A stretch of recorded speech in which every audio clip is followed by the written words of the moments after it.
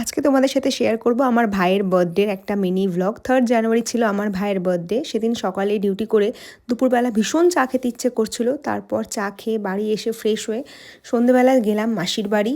গিয়ে প্রথমে মানি এখানে আমাকে চা খেতে দিল। চাটা খেয়ে আমার একটু খিদে পাচ্ছিল, তাই মানি আবার এখানে ফ্রাইড রাইস দিল, যেটা সকালের আমার পাওনা ছিল।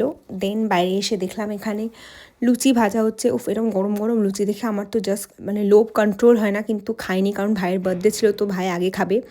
তারপর আমি আর ভাই চলে গেলাম কেক কিনতে ইয়ামি কেকসে। ভাইয়ের কেকটা আগে থেকে অর্ডার করাই ছিল।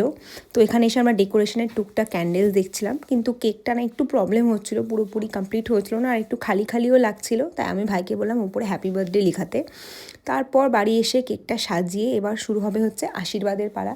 প্রথমে দিদা এখানে আশীর্বাদ করলো, তারপর এখানে বাবা আর মানি সবাই মিলে প্রত্যেকে একে একে আশীর্বাদের কমপ্লিটটা করে এবার হবে হচ্ছে কেক কাটিং। ভাবা যায় আমার এই ভাইয়ের নাকি 18 ইয়ার্স হয়ে গেল, আর ও দেখো কত চালাক, দুই ভাইকে নিয়ে একসাথে কেক কেটেছে যাতে কারোর মন খারাপ না হয়।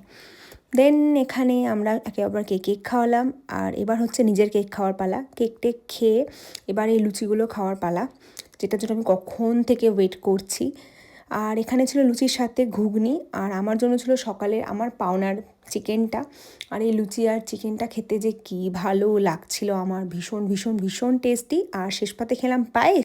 So that's